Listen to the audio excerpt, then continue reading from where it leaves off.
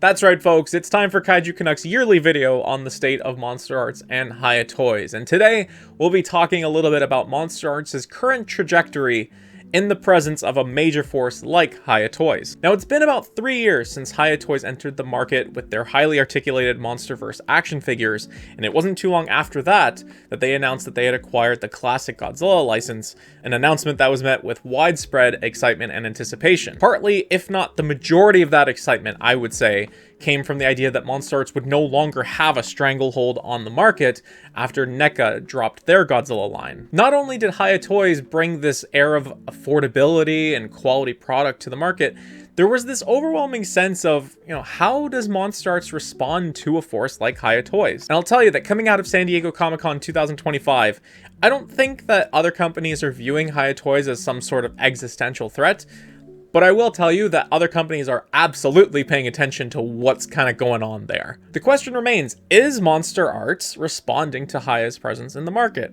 If they are, I don't think that it's in the way that most of us expected. But before we get to that, I wanted to take a minute to talk about the sponsor of this video, Titanic Creations. Titanic Creations is currently running a crowdfunding campaign for their new KaijuScape project, starting with a city diorama.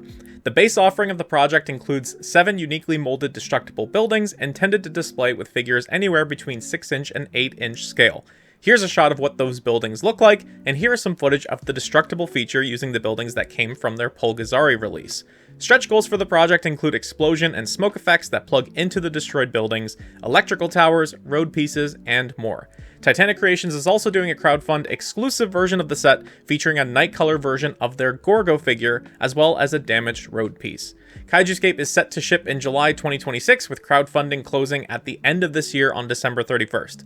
If you're looking for a cost-effective way to display your kaiju figures in a city environment, you can learn more at the link in the description. Thank you, Titanic Creations. When I say that SH MonsterArts is not responding to Hiya Toys in the way that most of us expected, I'm primarily talking about the price tag. Let's take a look example at the Hiya Godzilla 99 versus the SH MonsterArts Godzilla 2000, the latter of which is more than double the US MSRP of the former. Not only that, but SH MonsterArts is in 6-inch scale compared to the 7-inch scale that Hiya's in. I've previously spoken about how I think Hiya is able to get their figures down to such a low price point, and I don't want to retread the whole thing, but in a nutshell, it seems as though China subsidizes a lot of their industry, and it's possible that up to 85% of a Hiya Toys action figure is subsidized by the government. And unfortunately, it's just one of these trade secrets that we'll never get a direct confirmation on. And then on the SH MonsterArts side, there's at least 2 major factors in play that lead me to believe that we'll never see a decrease in pricing. The first is the depreciation of the yen over the past couple of years, and while earlier this year it did look like the yen was starting to creep back up,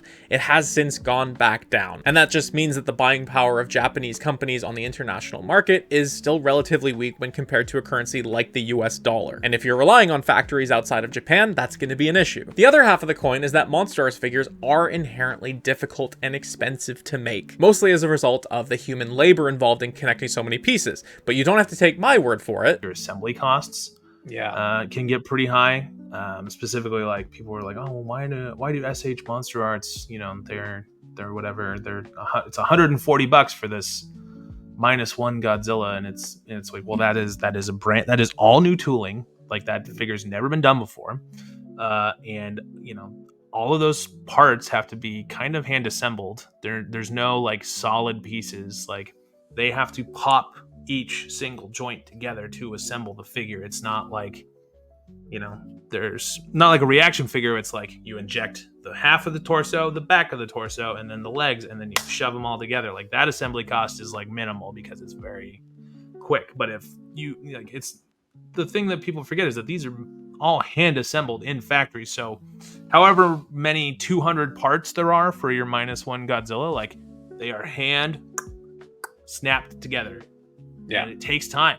That's expensive. I've seen the claim thrown around that Bandai, as a multi-billion-dollar company, can afford to bring the prices down, but it's important to remember that a theory in the absence of evidence is just conjecture. It's just a claim. And this one is faulty for a few reasons in particular. Yes, Bandai is a company with a very high valuation, but a valuation does not mean liquidity. Just because you're worth $1 billion doesn't mean you have $1 billion to work with. I guarantee you, if you looked at my net worth versus the amount of liquid funds I have in the bank account, you'd probably look at me and be like, Kyle, what the hell did you do? And Bandai has many divisions in their company. It doesn't mean that each of their divisions can just afford to take products at a loss, or that all products have similar profit margins. And speaking of profit margins, a company like Bandai, as large as it is, has a tremendous amount of overhead that's going to be really expensive. Staff, infrastructure, R&D, marketing, logistics, shareholder obligations, etc., etc., etc. All of that is to say, I don't think that MonsterArts is ever going to get close to Hiya's pricing. I just think that they are fundamentally incompatible in that aspect. So if MonsterArts isn't going to be able to get close to Hiya Toys' price point, what's the alternative? It seems to me that the current direction of MonsterArts, regardless of whether or not it's being influenced by Hiya Toys, is to double down on delivering a premium product, but maybe taking a second to reflect on what they actually mean by a premium product. Take Legion, for example. This figure is incredibly large. It has more articulation in its head than most of the figures on my shelf. It has magnets, it has everything needed to pose it in either its default form or even its flying form that we saw for all of 5 seconds in the movie. By all accounts, this is the definitive Legion figure to have, and it comes in at the unapologetic price point of $560 US. Part of me wants to own this thing just to say that I do, despite the fact that I probably am not going to enjoy it, but I can't because at the 3 Canadian e-tailers selling it for MSRP, all of them are sold out. And to be honest, my biggest problem with Legion isn't the price point, it's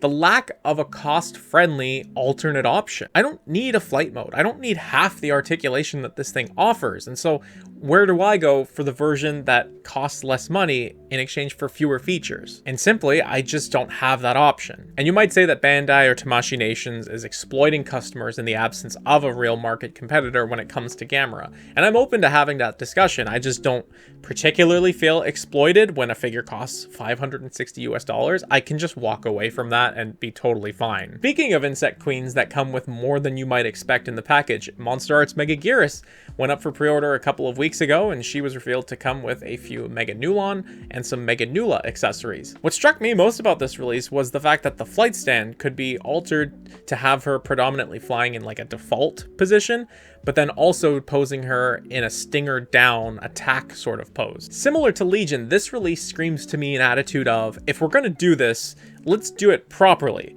And in doing so, they managed to do it at a price of $220 US, which is almost $100 US more than the movie counterpart Godzilla 2000 figure. And I'll take this moment to reiterate once again that if you had any hopes of MonsterArts coming down to the higher price point, you can firmly dash those hopes. Mega Gearus also comes in at the end of a 12-month period, including some other unusual choices for SH MonsterArts, in particular Anguirus and King Ghidorah 1972. And I'm not saying that they're surprising in terms of Western popularity.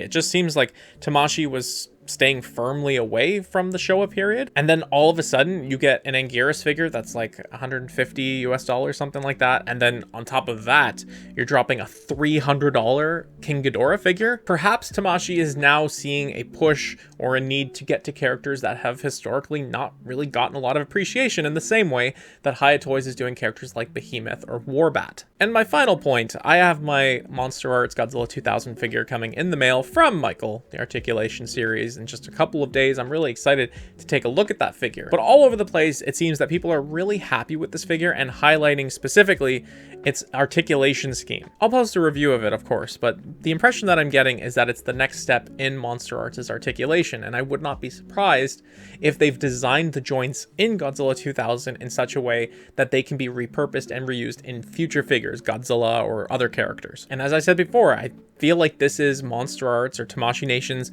looking at what they believe to be a premium product and reflecting on that, saying, okay, if we're going to be the figure line that does articulation, we need to crank it up a notch. To sum all of my thoughts up neatly, it's clear to me that Tamashii Nations is paying attention to Hiya's presence in the market. And whether or not it's a direct consequence of Hiya debuting their classic Toho line, I believe that MonsterArts is on a new trajectory where they reflect on what their approach is, but they double down on what their vision is. It's actually not that rare for a company to just keep increasing prices and keep like making their products more premium in the presence of a market competitor. It honestly reminds me a lot of like the Great Canadian Sub War. I would not be surprised if moving forward we see more large-scale figures, more unexpected accessories, and more off the beaten path characters. And if none of that works for you, you can always just wait for the Hiya. That's going to be it for me, but I'm curious to hear from you. What are your thoughts on the new trajectory for MonsterArts, including larger figures, higher price points, and maybe more features in the box? I'd love to know what you think. Thank you so much for watching, and until next time, I'll talk to you again soon. Bye-bye.